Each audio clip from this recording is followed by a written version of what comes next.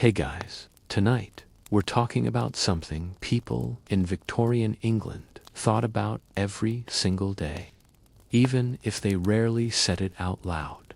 Death. Not dramatic death, not heroic death, but the slow, ordinary kind. The kind that crept into bedrooms through damp walls. The kind that arrived quietly after long workdays, empty meals, and years of exhaustion.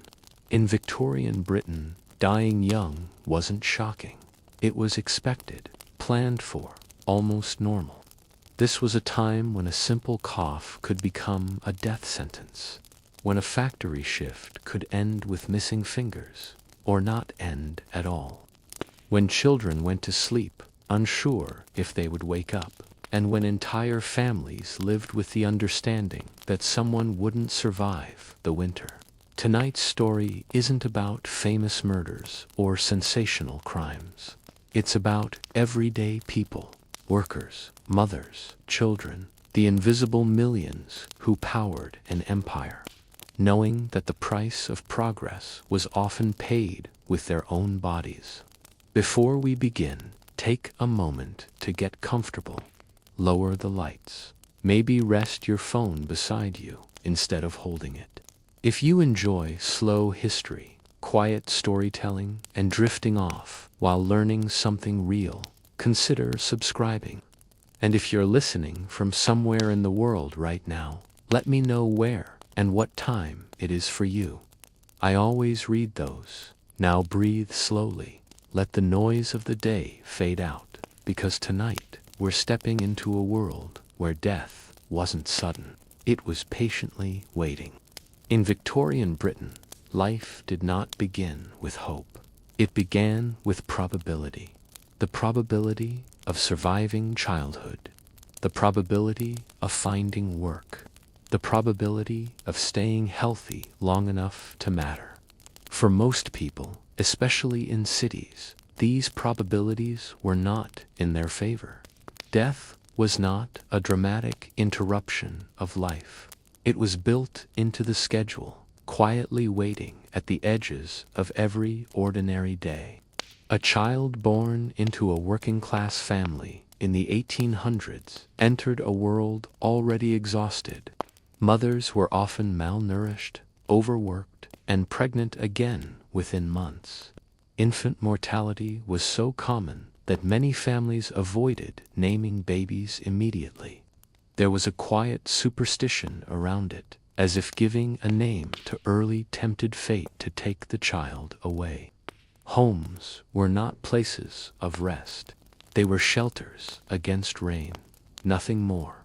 Entire families slept in single rooms, sometimes in single beds. The air inside was heavy with moisture, smoke, and human breath. Windows stayed shut to keep out cold and thieves, trapping sickness inside. Coughs echoed through the night, passed from one body to another, like an inheritance no one wanted. Work began early, very early. Children as young as 4 or 5 were sent to factories, mines, or workshops. Their small size made them useful. They crawled under machines, squeezed into narrow tunnels, and cleaned moving parts while gears were still turning. Accidents were frequent. Fingers disappeared. Arms were crushed. The machines did not stop. Neither did the workday.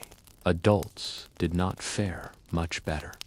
A typical factory shift lasted 12 to 16 hours. The noise was constant. The air thick with coal dust and fibers that slowly destroyed lungs. There were no safety rules, no compensation. If someone collapsed, they were dragged aside.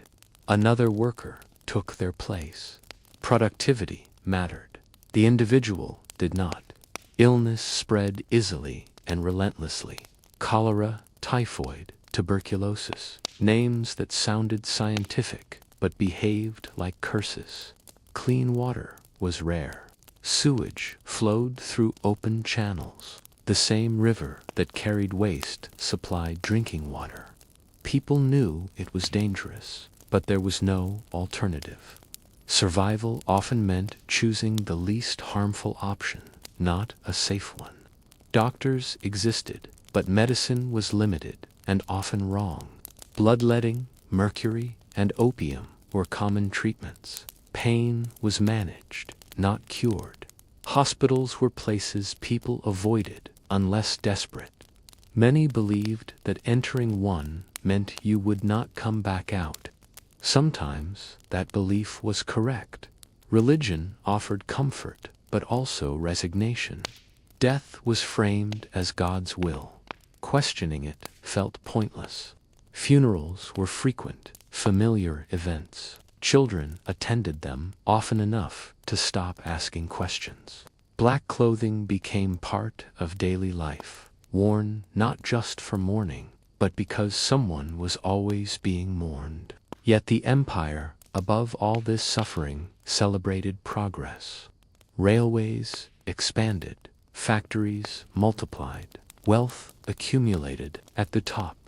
Newspapers praised innovation and national greatness. But none of that erased the quiet truth lived by millions, that the system required them to burn out early, silently, and be replaced without pause.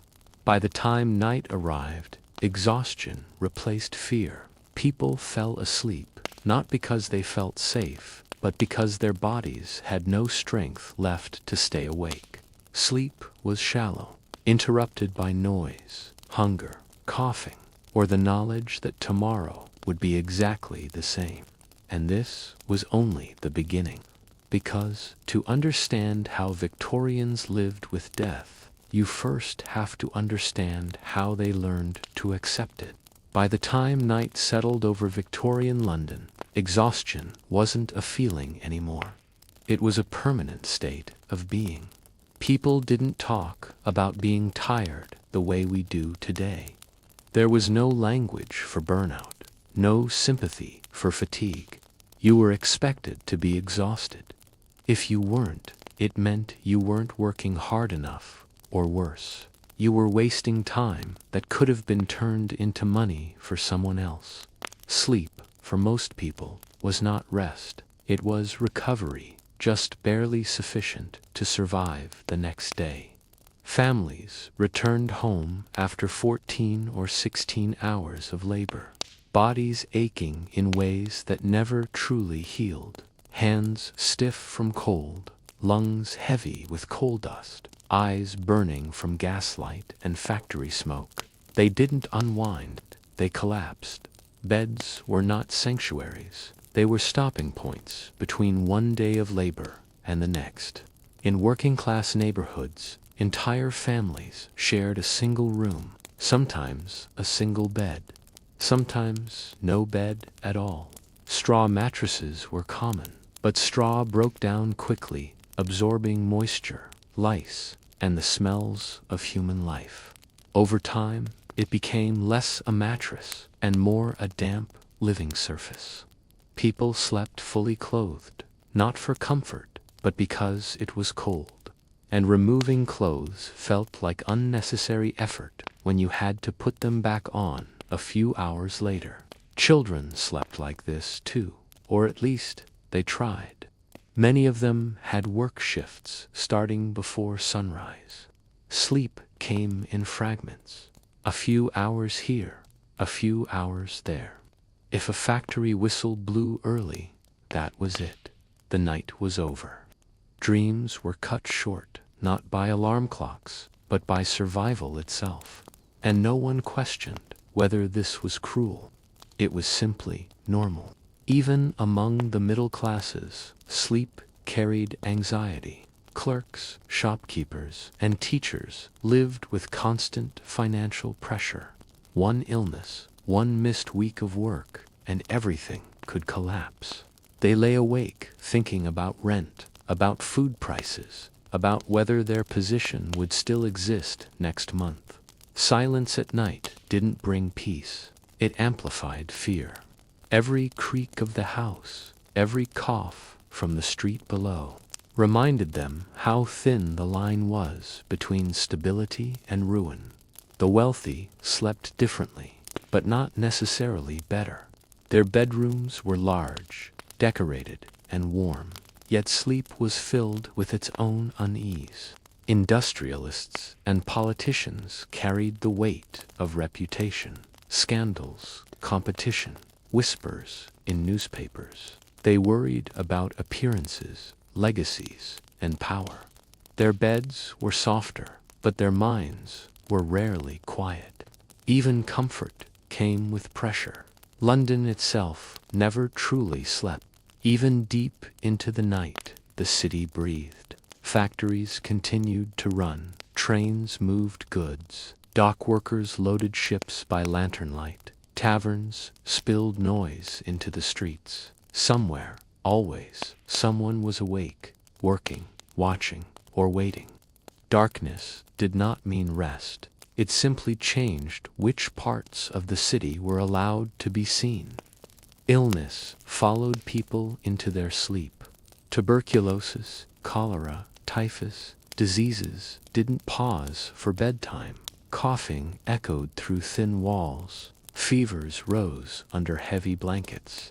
Death often came quietly in the night, unnoticed until morning.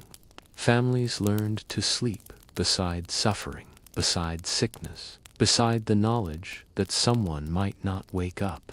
And yet, despite all of this, people adapted. Humans always do. They learned to sleep lightly, to wake quickly, to rest in moments instead of hours.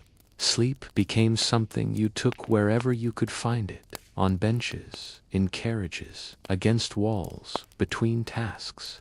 The idea of 8 uninterrupted hours would have sounded luxurious, even absurd. What's haunting isn't just how little people slept, it's how completely society accepted it. Exhaustion wasn't a problem to be solved. It was proof that the system was working. The tired body was evidence of productivity. The sleepless night was a badge of contribution to the empire. And slowly, quietly, generation after generation learned the same lesson. Rest was optional. Work was not. And London, wrapped in fog and gaslight, carried that belief into every bedroom, every alley, every restless night. As night deepened over Victorian London, the city began to reveal the routines it never spoke about during daylight. This was the hour when respectability loosened its grip, not dramatically, but subtly, like a tired hand finally letting go. People did not suddenly become different at night. They simply stopped pretending as hard. The rules bent, the masks slipped, and the city exhaled the weight it carried all day. For many, night was the only time they truly belonged to themselves, even if only for a short while. A factory worker walking home after midnight felt a strange mixture of relief and dread. Relief that the machines were finally silent. Dread knowing they would roar again in just a few hours. The streets felt quieter, but never safe. Fog rolled low, swallowing corners and turning familiar paths into uncertain ones. London at night demanded attention. You watched where you stepped. You listened carefully. You learned to read shadows. Gas lamps flickered unevenly, casting light that never fully chased the darkness away. Faces appeared briefly, then vanished again. A stranger could pass within inches and leave no memory behind. This was a city where anonymity was normal, where millions lived side by side, yet remained invisible to one another. Night amplified that invisibility. It made loneliness feel physical, like cold air pressing against the skin. Homes offered limited comfort. In overcrowded buildings, sound traveled freely. Every cough, every argument, every restless movement carried through thin walls. Privacy was rare, silence even rarer. Sleep came surrounded by other people's lives, other people's suffering. You learned not to complain. Complaints did not change anything. They only reminded you how little control you had.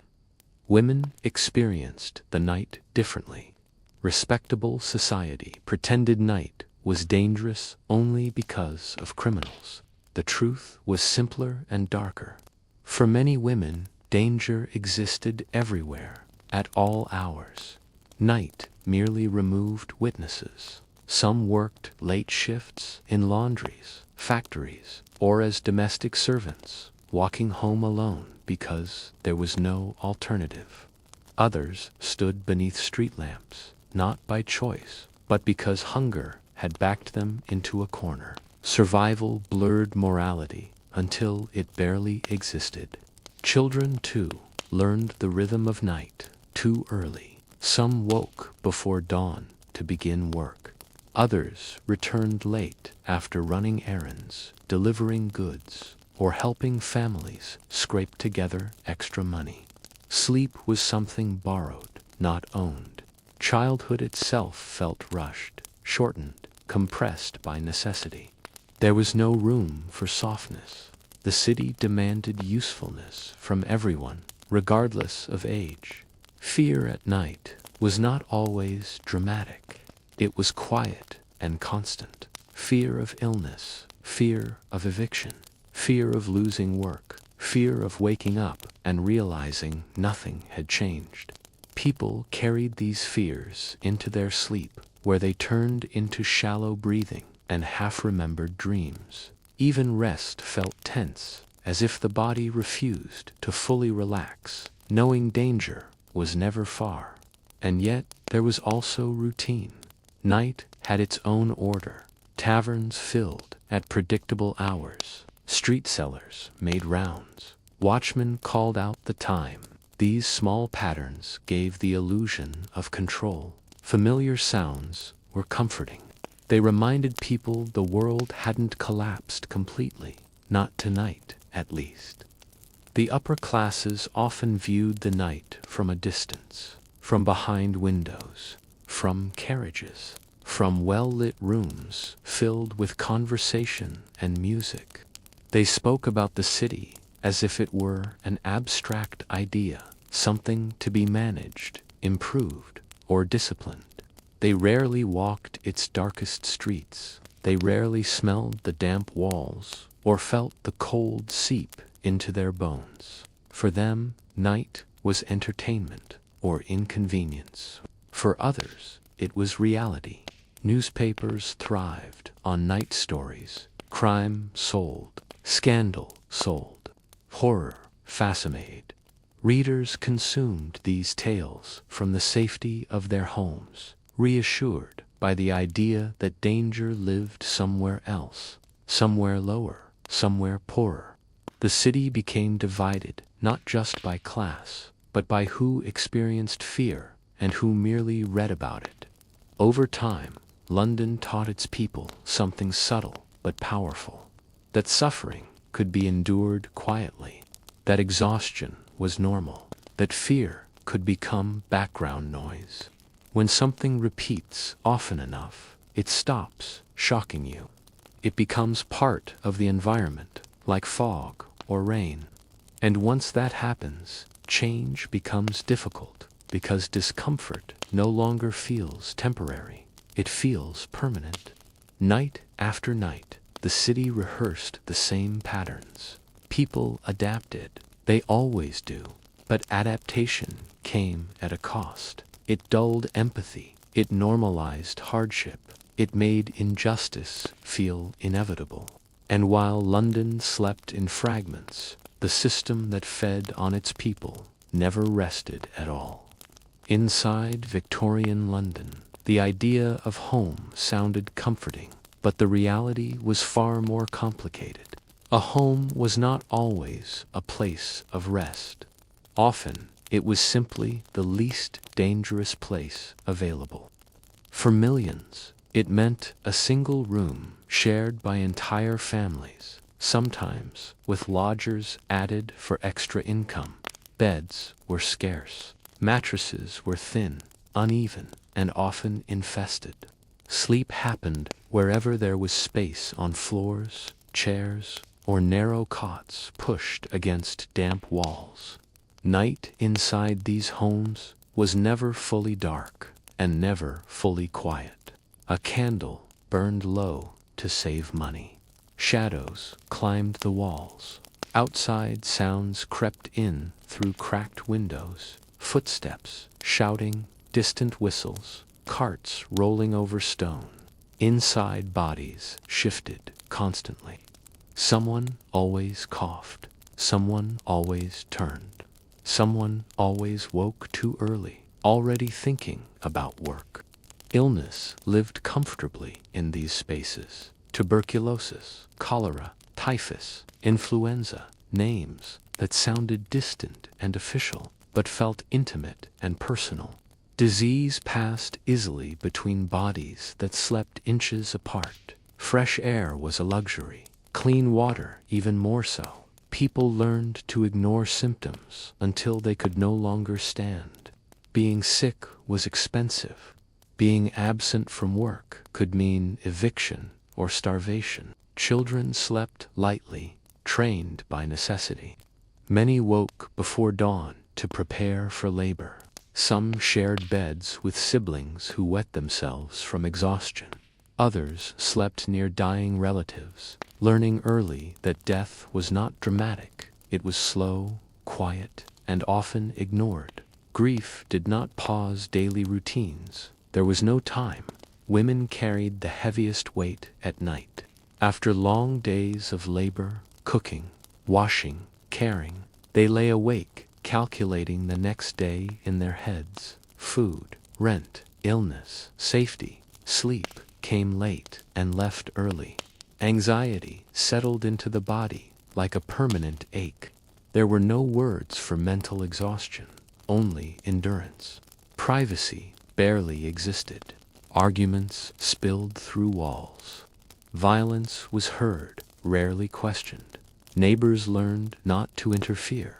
Survival required distance, even from one another. Compassion was dangerous when you had none to spare. Everyone conserved energy, emotional as well as physical. Meanwhile, just a few streets away, night looked very different.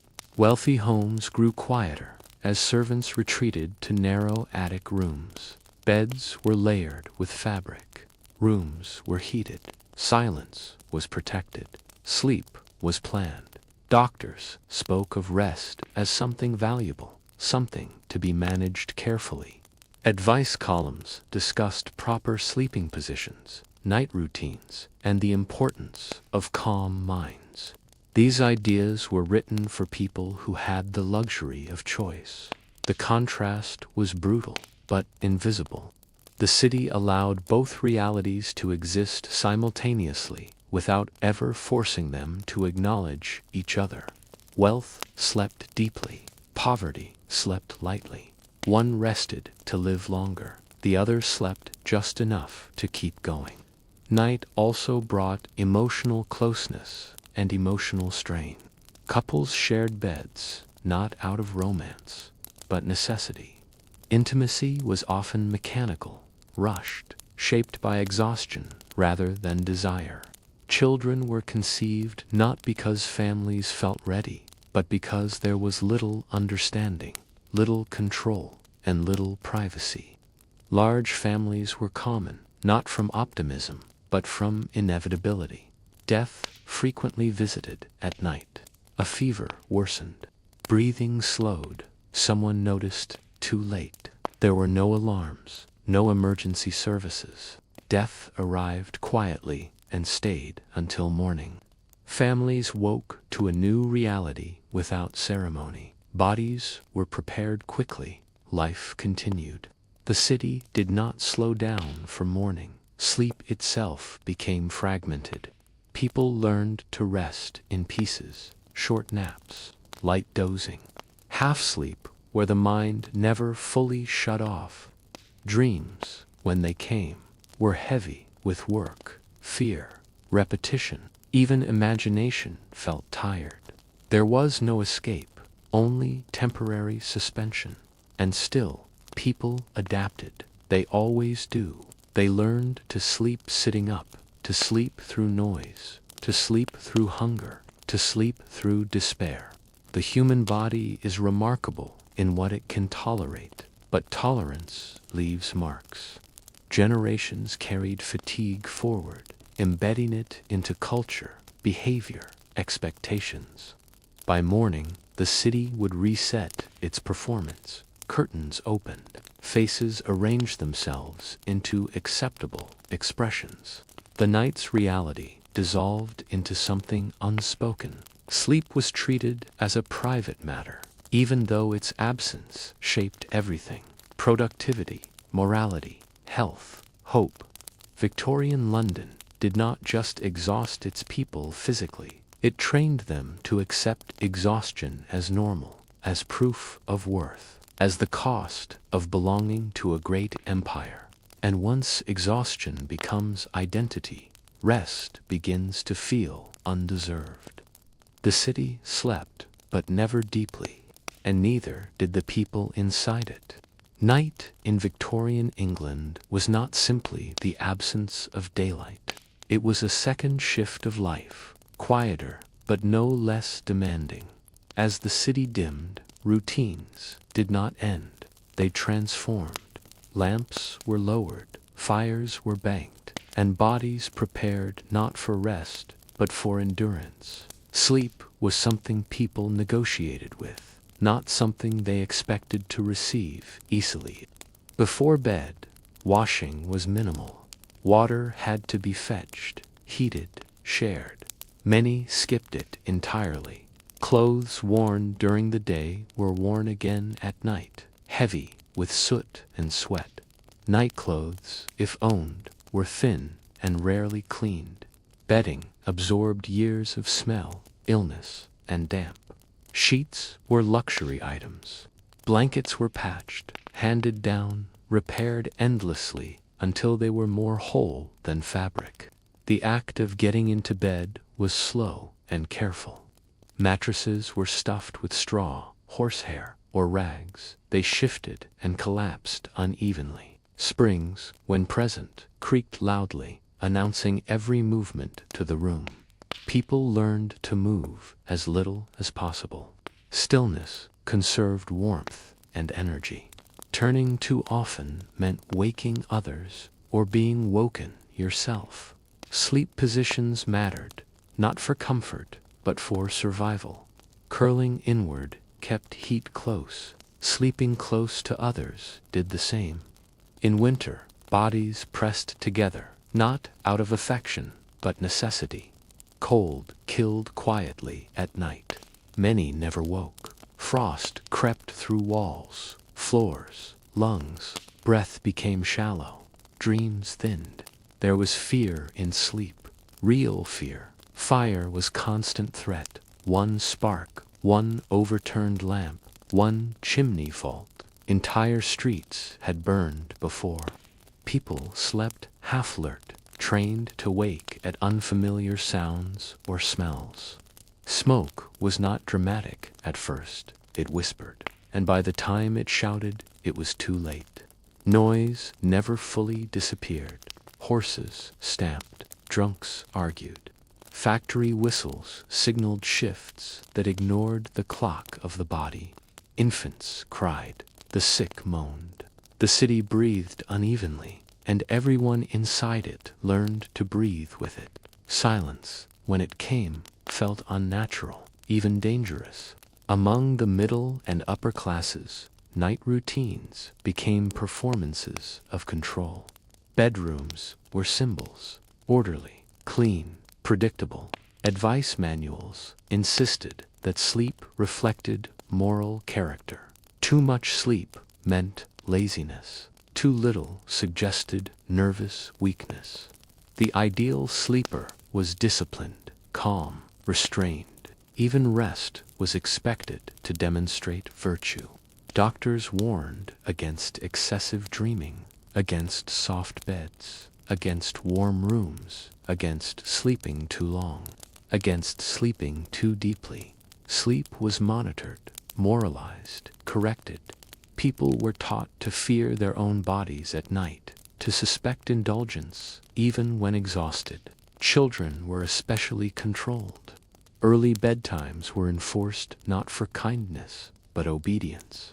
Nighttime accidents were punished. Bedwetting was treated as a moral failure. Shame followed children into sleep, making rest anxious rather than restorative.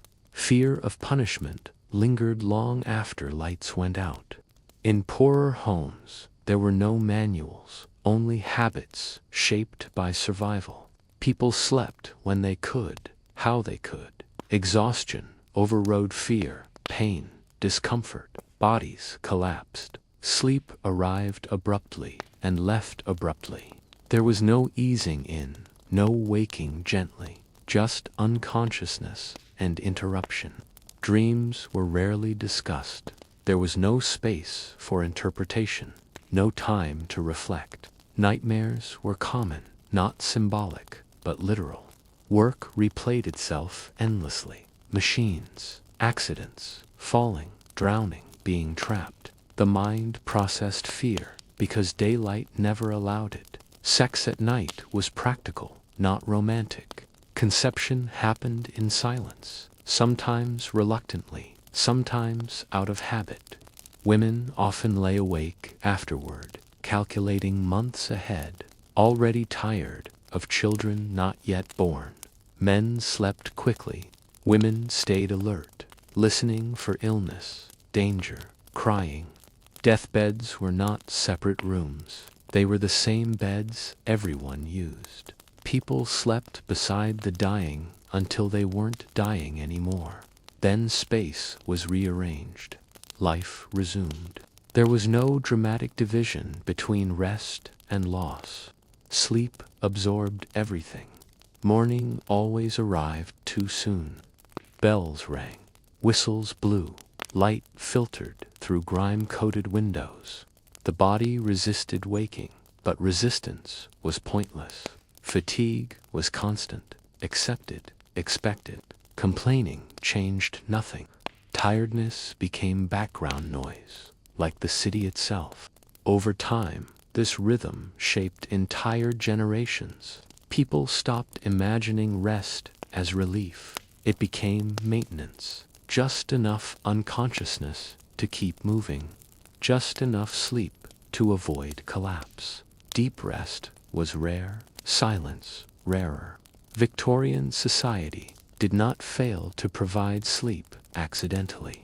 It structured life in a way that consumed people entirely. Productivity was worshipped.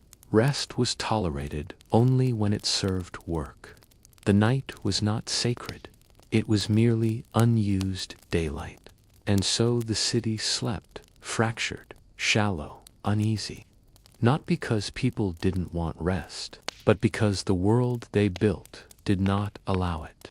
By the late 19th century, sleep in Victorian England had become something people talked around, but rarely questioned directly. Everyone was tired, but no one treated exhaustion as a problem worth solving. Fatigue was proof that life was being lived correctly. If your body hurt, it meant you were useful. If you slept lightly, it meant you were alert. If you woke exhausted, it meant you were prepared for another day.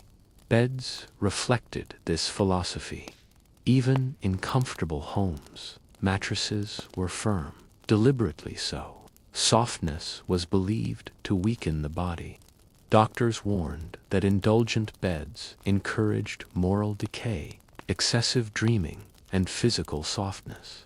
Rest was allowed, but comfort was suspect. Sleep was not meant to heal, only to pause. Featherbeds existed, but they were controversial. Some claimed they trapped disease. Others said they overheated the blood. Advice columns debated bedding endlessly, as if the right mattress could correct a society that refused to slow down. In reality, the bed was never the issue. The problem followed people into it. Bedrooms themselves were rarely quiet. Servants slept nearby. Children shared rooms. Walls were thin. Fireplaces hissed. Drafts moved curtains. The house never fully shut down. Even wealthy homes operated like machines, always partially awake, always waiting for the next demand. For the working poor, the bed was often shared in shifts. One body left, another replaced it. Warmth was preserved, privacy erased. Sleep became transactional. You rested because someone else needed the space later. The night was divided, rationed like food. Lodging houses turned sleep into commerce. Narrow bunks, hanging ropes to lean against instead of lying down. Payment by the hour. The body learned to sleep upright, half-conscious, muscles never fully relaxing. True sleep was rare. Collapse was common. Women carried a separate burden. Their nights were interrupted not only by children, but by anticipation, listening, waiting, calculating, illness, hunger, pregnancy. Sleep was shallow because vigilance was necessary. Rest felt irresponsible. Even alone, the mind stayed alert, rehearsing the next day before it arrived. Men, when they slept deeply, often did so from sheer depletion. Alcohol assisted this collapse. Gin and beer softened the edges of exhaustion, but worsened sleep itself. Waking was heavier. The body felt poisoned, but numbness was preferable to awareness. Children learned exhaustion early. School schedules ignored fatigue. Factory work ignored growth. Sleep deprivation shaped developing minds long before it was named. Many grew into adults who had never known rest that wasn't interrupted. Their baseline was tired. Anything else felt strange. Dreams became distorted, not symbolic, repetitive, mechanical.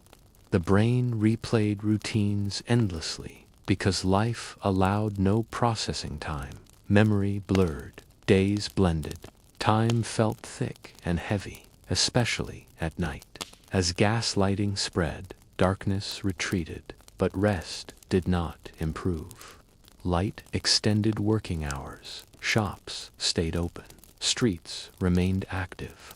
Night became colonized by productivity. The boundary between day and night dissolved, and with it, any natural rhythm the body once relied on. Victorians believed progress meant conquering nature. Sleep, unfortunately, was natural, so it was disciplined, compressed, controlled. The body adapted by lowering its expectations. People stopped imagining what it might feel like to wake restored. By the end of the era, chronic exhaustion was everywhere, yet invisible. There was no language for it, no diagnosis, no rest culture, only perseverance. The modern world often imagines Victorian nights as quiet, candlelit, slow. This is nostalgia speaking, not history. In truth, those nights were crowded, loud, anxious, and unfinished. Sleep happened inside pressure, not peace. And when morning arrived, it did not feel like renewal. It felt like continuation. Another cycle, another endurance test, another day survived. This is the legacy Victorian sleep left behind. Not quaint routines, not antique beds, but a culture that learned to live without rest and called it discipline. Even now, that echo remains. We still praise productivity. We still distrust rest. We still sleep lightly, checking time, measuring usefulness, feeling guilty for stopping. The Victorian night never truly ended. It just changed its shape, and somewhere, deep in the quiet moments before sleep finally takes hold, the body still remembers a time when rest was not earned, it was simply allowed. By the later Victorian years, exhaustion stopped being described because everyone shared it. When a condition becomes universal, it loses its name. People no longer said they were tired. They simply existed within tiredness. It lived in the body like a second climate, shaping posture, slowing movement, dulling reactions. Fatigue was not dramatic. It was constant, quiet, and accepted. Morning did not restore energy. It merely interrupted sleep. People woke because they had to, not because their bodies were ready. The first moments of consciousness were heavy, as if the mind rose through thick water. Muscles resisted movement. Limbs felt borrowed rather than owned. Getting out of bed required negotiation with a body that had not fully recovered from yesterday. Victorian advice literature spoke confidently about rest while ignoring reality. 6 hours was framed as efficient. Broken sleep was dismissed as normal.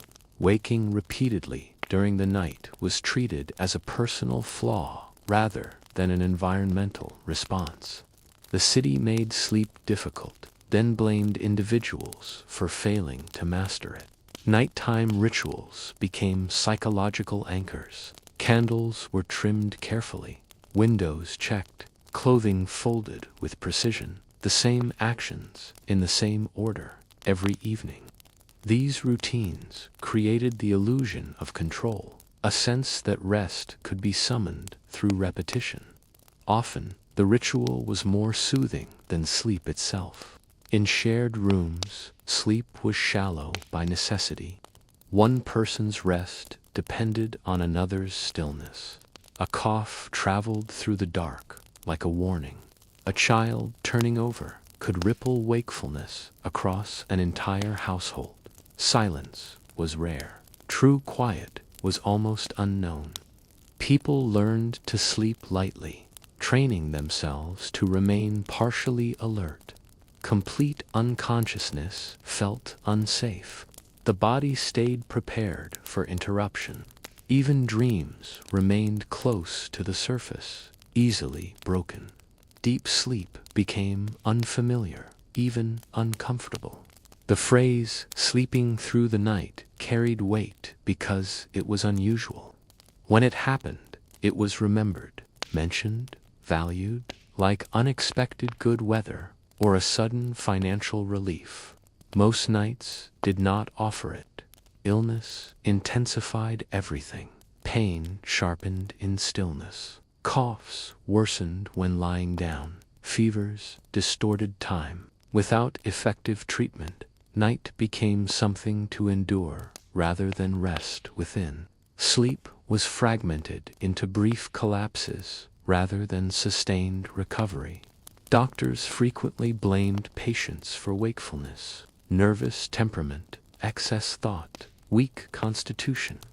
Rarely did they acknowledge the smoke-filled air, the endless labor, the overcrowding, the constant noise. The structure remained invisible.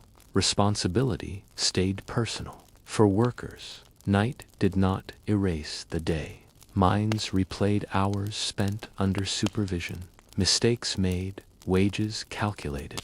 Anxiety extended the workday long after the factory whistle faded. Sleep arrived only when mental exhaustion finally overpowered fear.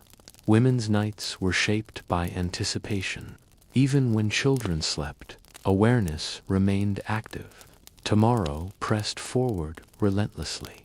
Meals to prepare, work to complete.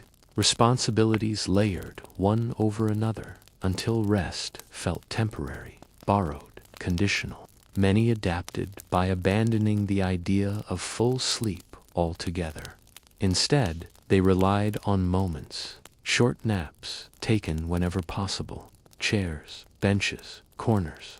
These fragments kept the body functional, not healthy. Victorian life taught people to survive, not to recover. By this point, fatigue had become cultural. It was inherited, modeled, normalized. Children watched adults live tired and learned that this was adulthood. Rest was not a right, it was a luxury. And still, society praised endurance. To continue without complaint was admired. Those who faltered were judged weak, then quietly forgotten. Sleep was framed as a pause button, never as repair. The night offered beds, but not restoration. Morning always returned too quickly. The body adapted by numbing itself. The mind adapted by lowering expectations. This was not temporary exhaustion. It was a way of life. The most dangerous thing about exhaustion is not how it feels, but how quietly it reshapes a person. By the time it becomes permanent, it no longer registers as pain. It settles deeper, altering patience, memory, and expectation. In Victorian London, this transformation happened slowly enough that people mistook it for maturity. What was actually depletion began to look like character. Voices softened not from calm, but from lack of energy. Laughter shortened. Conversations narrowed to necessities. People conserved effort the way they conserved fuel, measuring each action against what it would cost. Kindness itself became selective, not because people stopped caring, but because caring required strength they no longer had. Chronic fatigue blurred moral edges. Small injustices passed without reaction. Suffering nearby became background noise. When survival consumes most available attention, empathy becomes quieter. Victorian society did not grow cruel overnight. It grew tired, and tired people stopped intervening. Memory suffered first. Names slipped away. Dates blurred. Events lost sequence. Days repeated with little distinction, making time feel compressed and endless at once. Without proper rest, the mind stopped recording life clearly. Years later, many could not describe their own pasts with confidence. Sleep deprivation changed perception. Sounds grew sharper at night. Shadows felt heavier. Anxiety became physical. The body denied recovery, remained locked in vigilance. This constant alertness mimicked fear, even when no immediate danger existed. The nervous system forgot how to stand down. Religion once promised rest, but even faith bent under fatigue. Evening prayers shortened, sermons drifted unheard.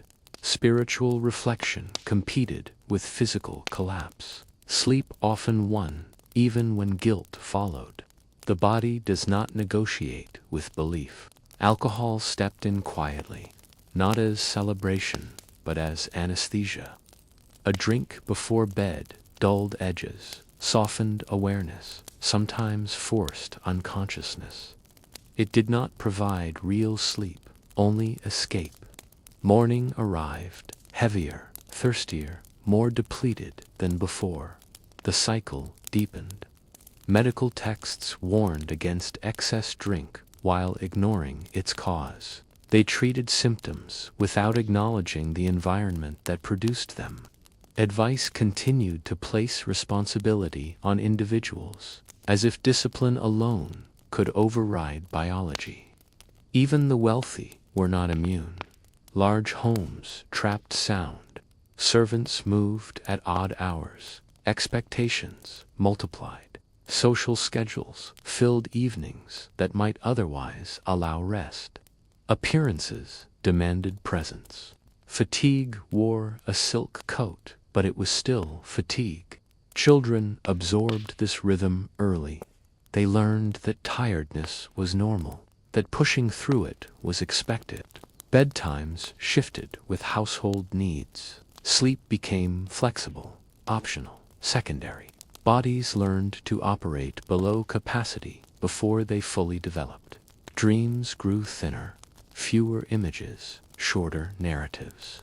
Many reported dreamless sleep, not because they slept deeply, but because sleep never lasted long enough for dreaming to form.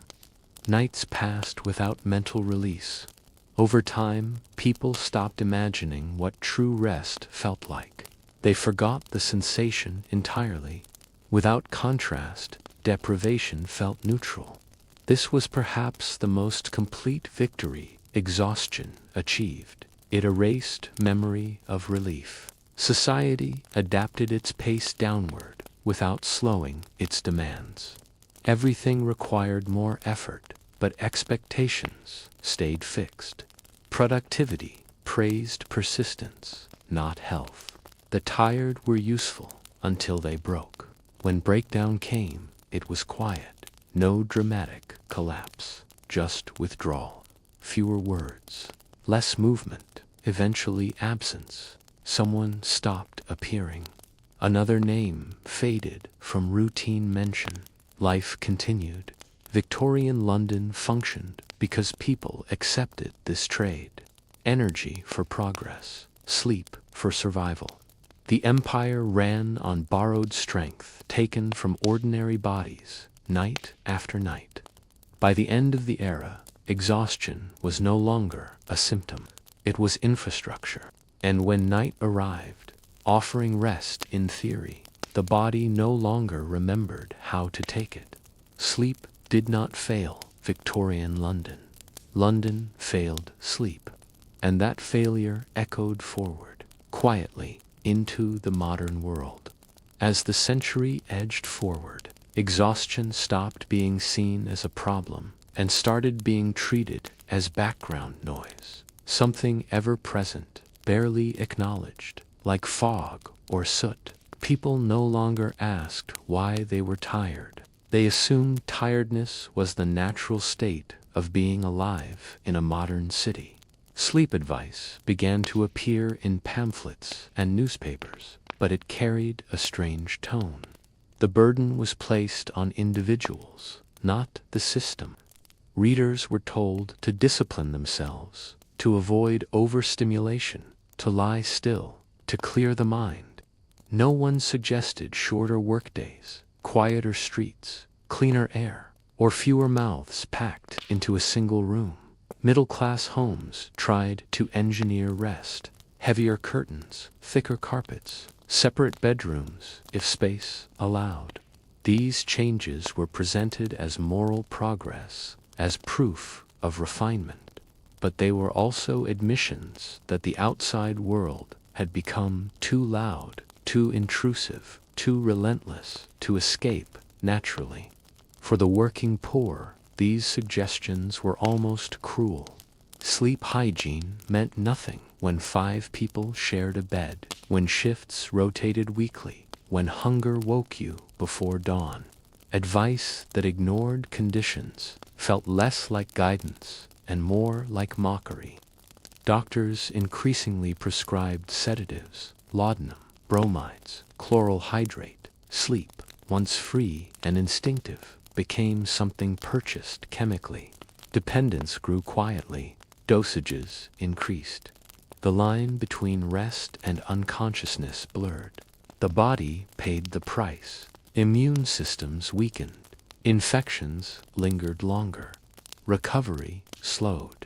Minor injuries became chronic problems. Fatigue made people careless, and carelessness made work more dangerous, creating a loop with no exit. Mental strain deepened alongside physical exhaustion. Anxiety sharpened. Depression settled in silently. Many described feeling detached from their own lives, moving through days automatically, saving their awareness for nothing in particular. Emotional numbness became a coping mechanism. Religion offered rest only symbolically. Sundays slowed the city slightly, but never fully. Bells replaced factory whistles. Obligation replaced labor. True rest remained postponed, spiritualized rather than granted. Even dreams changed. Diaries mention restless sleep, vivid nightmares, waking without relief. The mind, deprived of recovery, turned inward chaotically. Sleep no longer reset the day, it merely paused it. Children growing up in this environment internalized the rhythm early. They learned that fatigue was expected, that adults were always tired, that rest was something fragile and temporary. They carried this assumption forward, rebuilding the same patterns without question. The city measured success by output, not well-being. As long as streets functioned and factories ran, exhaustion was invisible. People were replaceable. Energy was not. Victorian London didn't just normalize sleeplessness, it institutionalized it. By the time anyone seriously questioned the cost, the habits were already embedded in architecture, in schedules, in values, in identity itself. Sleep was no longer a right or a rhythm. It was a negotiation, and most people entered that negotiation already losing. By the late Victorian years, fatigue had become so embedded in daily life that it stopped feeling historical and started feeling personal. People didn't describe themselves as victims of an era. They described themselves as weak, restless, insufficient. Sleeplessness was internalized as a personal failure rather than a structural one. Letters and journals from this period often carry quiet self-blame. Men wrote about lacking discipline.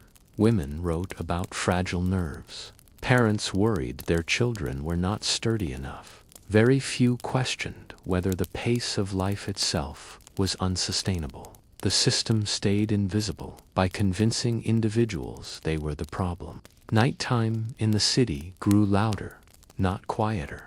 Trains ran later. Factories extended shifts. Streets filled with carts, drunken voices, and mechanical echoes.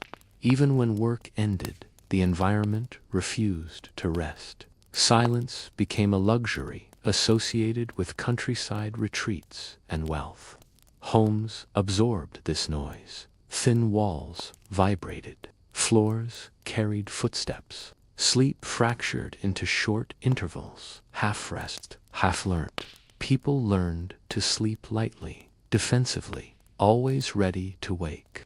Deep sleep became rare, almost suspicious, as if vulnerability itself were dangerous. The wealthy framed exhaustion differently. For them, sleeplessness became proof of importance. Long nights were worn like badges of honor. To be constantly busy meant you mattered. Rest was indulgence. Idleness implied moral weakness. This attitude slowly trickled downward, reshaping cultural values. Medical language adapted to justify it. Terms like overwork and nervous strain acknowledge damage without demanding change. Treatment focused on soothing symptoms, not reducing causes. Tonics, seaside air, and brief retreats were prescribed, temporary escapes from a reality waiting unchanged at home. Women were especially targeted by this logic. Their exhaustion was labeled emotional, hysterical, hormonal. Prescriptions emphasized quiet confinement rather than relief. Rest cures isolated rather than restored. Sleep was enforced without freedom, creating stillness without peace. Children mirrored what they observed. They grew into adults who assumed tiredness was adulthood, who believed energy naturally fades early, who never expected to wake refreshed. This expectation quietly reshaped generations. By the end of the century, Victorian London had built something more durable than railways or factories. It had built a culture that equated worth with endurance, a culture where rest had to be justified, earned, or chemically induced. And once a society learns to live without rest, it stops remembering what true rest ever felt like. By the final decades of the Victorian era, the damage was no longer subtle.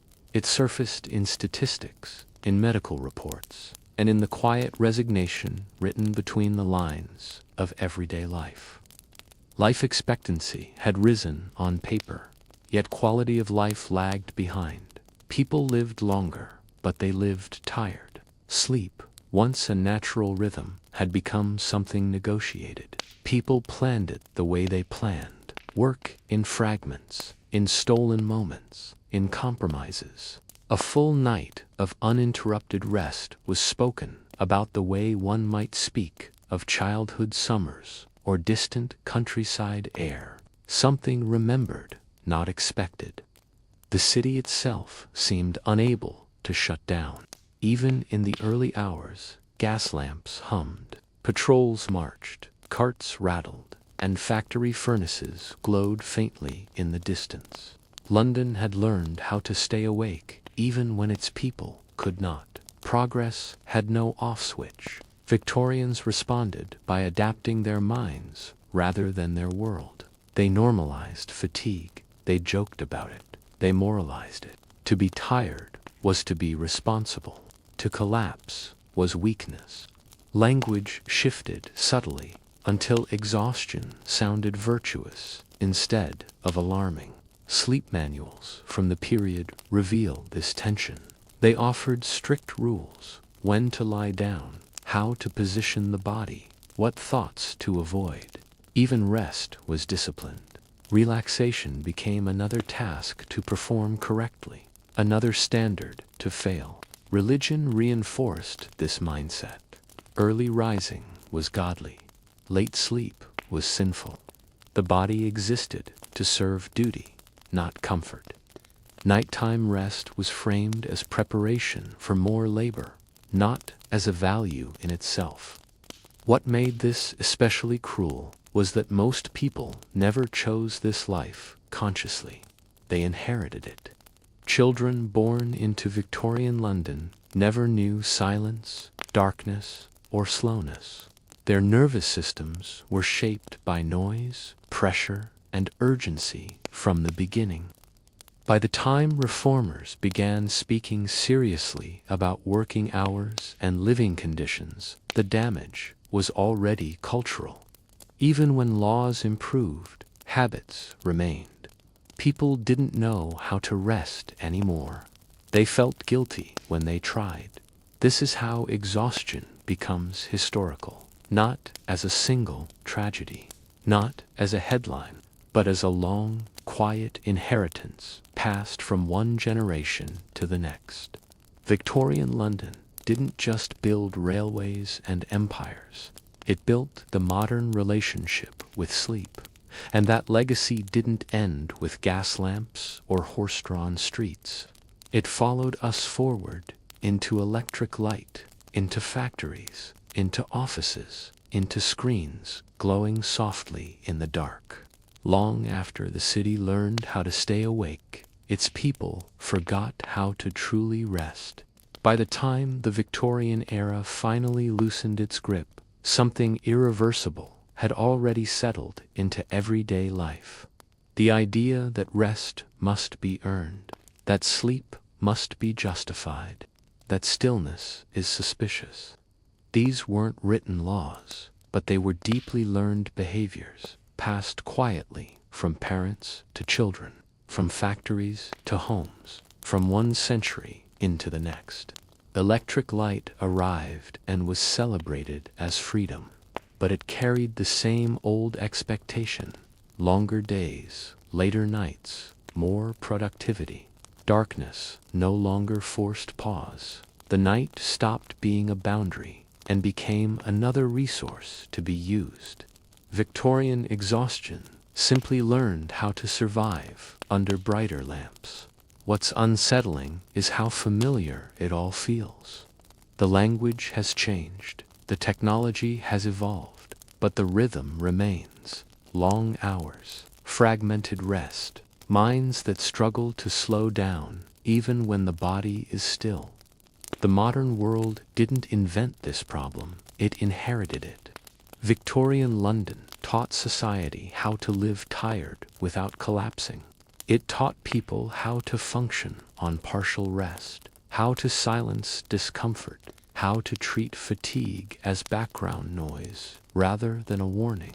That lesson proved incredibly durable.